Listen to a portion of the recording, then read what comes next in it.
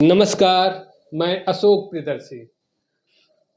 अभी एक सामाजिक तौर पे कह सकते हैं, राजनीतिक तौर पे कह सकते हैं, एक अति पिछड़ा और मूल अति पिछड़ा का एक विवाद खड़ा हुआ है, या कह सकते हैं कि संवाद शुरू किया गया है और उसको लेकर के नवादा में एक बड़ा आंदोलन खड़ा हुआ था। तो हम उस पे बात करने की कोशिश कर रहे हैं, क्योंकि एक अखिल भारतीय मूल अति पिछड़ा बुद्धिजीवी मंच बना है और उसके मीडिया प्रभारी हैं, संगठन मंत्री हैं। तो हम इनसे ही समझने की कोशिश करते हैं कि आखिर ये इसके पीछे का कंसेप्ट क्या है। आपका स्वागत है, पहले परिचय बता दीजिए। मेरा नाम हुआ मिलन सिंह चंद्रवंशी जी हमारे बगल में जो बैठे हुए हैं कमलेश सैनी जी। जी जी बताइए बताइए, इसका उद्देश्य क्या है, जो लोग समझना चाहेगा क्या कि नया चीज कहाँ से इसका है। अति पिछड़ा तो लोग जानता था। जी जी जी अति पिछड़ा मूल अति पिछड़ा वो है जो जननायक कर्पूरी ठाकुर के समय से जो उन्होंने जिनको अति पिछड़े में शामिल किए और उसके बाद में नीतीश कुमार जी ने भी कुछ लोगों को शामिल किए, वहाँ तक तो ठीक है। जो 110 जाति हम लोग मूल अति पिछड़ा से आते हैं, लेकिन ये 3 समृद्ध जातियों को इसमें समाहित कर गया, शामिल कर दिया गया। ये यहाँ पर जो दिक्कत हुआ है, यहाँ पर ये दिक्कत हुआ है समृद्ध जातियों को। अब ऐसे समझिए समृद्ध जाति कौन है। उस जाति को शामिल किया गया है जिस समाज के 17 साल उप मुख्यमंत्री रहे हैं, यहाँ तक प्रधानमंत्री हैं और 6-7 सांसद हैं, 12-13 विधायक हैं। तो राजनीतिक हाशिए पर कैसे हैं ये नीतीश कुमार जी को बताना चाहिए। और जो पूंजीपति हैं तो इस आधार पर तो समृद्ध सभी वो लोग हैं। अब यहाँ पर ये हो जाता है कि ऐसे लोगों को उसको यहाँ पर शामिल कर दिया जाएगा तो दबे कुचले जो वंचित हैं, जो छोटी छोटी जातियाँ हैं, जो कम सेवादार जाति हैं, तो उन लोगों का जो है जो आरक्षण उनके लिए है, तो वो जो 18% में वो चला गया। और ऐसे समझिए जिनको आप शामिल किए गए तो वहाँ से खाली हो गया। हम उनका हम विरोध नहीं कर रहे हैं। अगर 18% है तो आप हमको 36% कर दीजिए, 30% कर दीजिए, आइए शामिल होइए, वर्गीकरण कर दीजिए। तो ये नहीं हो रहा है, ये गलत हो रहा है। तो उसमें क्या हो रहा है कि हम लोग अब ऐसे समझिए कि मैं बिहार मगध से हैं, तो हम मगही भाषा में ही अपने ऐसे आपको हमसे बताना चाहेंगे कि एक नाद है और घोड़ा भी घास खाती है और बकरी भी घास खाती है। अब घोड़ा और बकरी को एक ही नाद में दे दिया जाए खाने के लिए तो कौन बाघ और बकरी कहिएगा तो नहीं, बाघ बकरी मांसाहारी है। अच्छा। और बकरी जो है शाकाहारी है। अच्छा। तो एक जगह आएगा ही नहीं। अच्छा। लेकिन जब दोनों शाकाहारी है, दोनों घास खा रही है, ठीक है, घोड़ा भी घास खाती है और बकरी भी घास खाती है। अच्छा। अब दोनों के एक ही नाद में दे दिया जाए खाने के लिए तो बेचारी बकरी तो मुंह ताकते रह जाएगी ना, और घोड़ा क्या करेगा, पूरा घास चट कर जाएगी। वही हाल हो रहा है कि जो बेकारी बकरी है, नाई समाज से है, कुम्हार समाज से है, बिंद है, बेंदार है, चंद्रवंशी है, धानुक है, अदरखी है, ये सब बेचारी मुंह ताक रही है और घोड़ा 3 गो झाके खा के चला जा रहा है। 3 जातियों को घोड़ा काहे कर रहे हैं भाई? इसलिए समृद्ध है वो, जिनके समाज से 17 साल उप मुख्यमंत्री रहे हैं, 7-8 विधायक रहे हैं। नवादा की पृष्ठभूमि को देख लीजिए आप।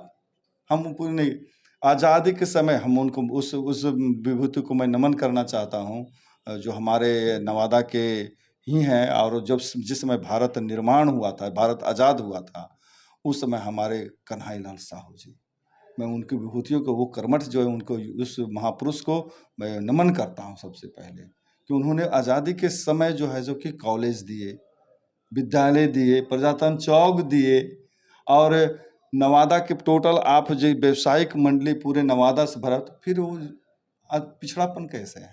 लेकिन उनका संघर्ष बड़ी गरीबी वाला था, बहुत संघर्ष करके आगे बढ़े। फिर पिछड़ापन नहीं है कह सकते हैं। पिछड़ापन में वो जो दान दिए, जिनके पास संपत्ति है और व्यवसायिक वर्ग, अच्छा, वो भी बकरियां चढ़ाते थे पहले, उनकी जो कहानी हम लोग जानते हैं। जी, बकरी चढ़ाते थे, लेकिन उसके बाद जाके कलकत्ता में संघर्ष किए, पैसा कमाए, उसके बाद फिर दान किए। जी, लेकिन अभी वर्तमान परिस्थिति में देखा जाए, अगर वर्तमान परिस्थिति को आकलन किया जाए तो उस समाज जो है जो कि आप पिछड़ापन नहीं बांध सकते हैं उसको। आप अभी देख लीजिए, आपको बता दे रहा हूं मैं, आकलन है 17 महापौर हैं आपको पूरे बिहार में, और 17 महापौर में 3 अति पिछड़ा सीट था। अभी 7 पर अति पिछड़ा अति पिछड़ा है, और उस पर भी जो कि वही रहे। अच्छा, 110 जाति वाले नहीं हैं? नहीं है, कोई नहीं है। आप उठा लीजिए, आप नवादा को भी उठा लीजिए, आप नवादा ही को उठा लीजिए। आप नगर परिषद चुनाव में कौन थे? कोई कुम्हार को सपोर्ट किया, कोई क्या चंद्रवंशी को सपोर्ट किया, कोई क्या कोई कांदू को सपोर्ट किया? क्या पैसे का गेम ना है सर, सब तो है सब उसी सब समृद्ध जातियों को लेकर घूम रहा था। तो कहने का मतलब जाति जो है वो जाति को समृद्ध जाति को, सर आप कह रहे हैं कि समृद्ध जाति को आप इसमें शामिल कर दीजिएगा। हम लोग आर्थिक कमजोर हैं, मानसिक कमजोर हैं, उसके बाद में शैक्षणिक स्तर नीचा है, और वो अच्छे लोगों को इसमें शामिल कर दीजिएगा तो कहाँ से होगा? इससे सरकार ऐसा करने के पीछे कुछ तो मंशा वोट है। बैंक की मंशा है। क्या मंशा, सरकार को क्या लाभ हो गया? सरकार को लाभ था कि उस जिस समय लागू किया गया था, जरा से गौर कीजिएगा, जिस समय 2015 में लागू किया गया था, उस समय जो है जो कि आरजेडी और जदयू की सरकार था। अच्छा, और उस समय भाजपा को वोट काटने के लिए ये लोग जो था कि भाजपा के वोटर था, ये लोग है भाजपा को वोट डैमेज करने के लिए हम लोग में शामिल कर दिया गया। और आप लोग भाजपा में थे? हम लोग किसी में नहीं मैंने थे, अति पिछड़ा जो हम लोग किसी में, वो लोग वोट बैंक की राजनीति किया जी, वोट बैंक की राजनीति किया कि हम लोग इसको इधर से डालेंगे, भाजपा को वोट वाइट कटेगा, हम इधर महागठबंधन को मिलेगा। उस समय ये हुआ था। अच्छा, हाँ, वो राजनीतिक ये लोग तो ऐसे राजनीतिक खेल खेलते हैं कि किधर से माइनस प्लस करें, लेकिन इसमें लाभ किसको हुआ? जो पिछड़ा वर्ग है उसको लाभ हुआ। क्या लाभ हुआ उनको? अब लाभ हुआ ऐसे हुआ कि जैसे कि मान लीजिए कि एक रूम में हम 10 आदमी रह रहे हैं, अब 5 किलो अनाज में खाना है, और एक रूम में 15 आदमी रह रहे हैं, 5 किलो अनाज खाना है, और 15 आदमी को उधर से निकाल के उसमें जो 15 आदमी जिसमें रह रहा है, और 5 आदमी को इधर निकाल के इस रूम में डाल दे, इसमें तो यहाँ आदमी तो भोजन पानी कम ही जाएगा और उधर घट जाएगा, तो उनको तो फैलाक हो गया, और जो इधर घाटा इधर को घाटा हो गया। घाटा हो गया। हाँ, जिनको जो सत्ता में उनको फायदा हो गया। देखिए उस समय सत्ता पक्ष तो था ही, सत्ता पक्ष तो लागू ही किया, विपक्ष भी खामोश था। उसके पीछे उनका क्या फायदा था? इसलिए जाति दोनों के, उन लोग का दोनों तो वही है, सत्तावीर है ना। पिछड़ा सरकार कभी आया, अति पिछड़ों की सरकार तो कभी बना है नहीं। जननायक कर्पूरी ठाकुर के बाद में उस समय प्रतिपक्ष के नेता तो अति पिछड़ा समाज से ही थे। हाँ, अति पिछड़ा समाज से प्रतिपक्ष के नेता थे, लेकिन उन्होंने जो कि पार्टी का गुलाम कह सकते हैं। हाँ, पार्टी का अगर गुलाम, उन लोग बोल नहीं पाएंगे, बोल नहीं पाएंगे कि अपने समाज, अपने वर्ग के लिए आज तक नहीं बोला है, ना बोलेंगे, कभी नहीं बोलेंगे। ये आप लिख लीजिए, वही लोग बोलेंगे जो सामाजिक स्तर पर जो किसी के अधीन नहीं है, जैसे डॉक्टर केपी सिंह जी डंके की चोट पर इस बात को बोल रहे हैं कि हमारा जो हकों का मौलिक अधिकार है उसको हनन किया गया है। वो देख रहे हैं जो है से आज IPS BPS जितने भी निकाल रहे हैं सब पिछड़ रहा है, रिजल्ट ही नहीं आता है। तो फिर काहे को दे रहे हैं? मत दीजिए, हम उनको किसी तरह से, मैं इनके साथ तिरस्कार नहीं, 10% दिया गया सवर्णों को, हम लोग को कोई आपत्ति नहीं है। मैं सरकार से कहना चाहता हूँ कि उन लोगों को आप 10 क्या, आप 20% दे दीजिए, मुझे कोई आपत्ति नहीं है, लेकिन मेरे हिस्से का, मेरे पेट को काट के किसी दूसरे के दीजिएगा तो आपत्ति होगा ही ना। वही आपत्ति हो रहा है। और हम लोग अभी ये क्या है, नवादा डॉक्टर साहब के नेतृत्व में ये चंपारण बनेगा सर। चंपारण समझ रहे हैं? चंपारण आंदोलन महात्मा गांधी जी ने चंपारण से आंदोलन किए, उत्तरी बिहार से पूरे भारत वर्ष में। वो ऐसा क्या नुकसान हो गया कि इतना बड़ा आंदोलन की जरूरत पड़ गई? नुकसान ही नुकसान है सर, कहीं नहीं हम लोग हैं, किसी चीज में नहीं हम लोग हैं, खत्म हो चुका है हम लोग का राजनीतिक हत्या हो चुकी है। जैसे 110 जातियां थी तो उसमें 3 और मिल गया, तो समृद्ध है ना, आप मिला दीजिए ना। अब कोई अमेरिका से पढ़ के आए और कोई नवादा में पढ़ा है, आपको कन्हैयालाल साहू कॉलेज में, और दोनों के एक ही जगह बैठा दीजिए, कौन आएगा बताइए? आप बता दीजिए। आप जो अमेरिका से आया है, जो अमेरिका से आया वही ना आया होगा, बस वही हाल हो रहा है। लेकिन एक बात और है ना कि जैसे जातीय आधार पर जो आप लोग कहते हैं, तो जातियां कोई जरूरी नहीं कि हर तो जाति फिर में मत बोलिए सब सर। लोग संपन्न ही हैं। फिर मत बोलिए ना A to Z की पार्टी है, मत बोलिए सबका साथ सबका विकास। फिर क्यों बोल रहे हैं? नवादा को पृष्ठभूमि को देख लीजिए ना आप सबका साथ बोलते हैं सब और A to Z की पार्टी बोलते हैं, तो ठीक है बाबा साहब ने दलितों को के लिए तो आरक्षण दिए, बेचारा कम से कम वो बचे हुए हैं कि रजौली छूटा हुआ है, रजौली छूटा हुआ है, नहीं तो बेचारा उनका क्या हाल होता है इस समझ सकते। बाबा साहब इस बात को समझते थे। आज बता दीजिए, जब सबका साथ बोल रहे हैं और A to Z की बात करते हैं, तो 5 में से 1 अति पिछड़ों को दीजिएगा ना। कब दे बता दीजिए, कागो कि बता दीजिए कि कभी अति पिछड़ा को लड़ाया गया है कोई विधानसभा से? हार या जीत तो राजनीति का 2 पहलू है, हार होगी चाहे जीत होगी, लेकिन सत्ता पक्ष और विपक्ष की दोनों पार्टियां अति पिछड़ा के कोई ऐसे बता दीजिए कि ऐसे टिकट दिया हो। वही 4 जाति, वही 3 जाति, बता दीजिए और कोई दिया है? अगर हम तो अपने हक की बात कर रहे हैं ना, हम ऐसा नहीं कर रहे हैं कि आप उनको मत टिकट दीजिए, उनको मत टिकट दीजिए, मुझे भी जगह दीजिए, मुझे भी दीजिए, मैं भी आपको 36 सबसे बड़ी आबादी 36%। अब फिर भी राजनीति से मतलब हाशिए पर हमको रखिएगा।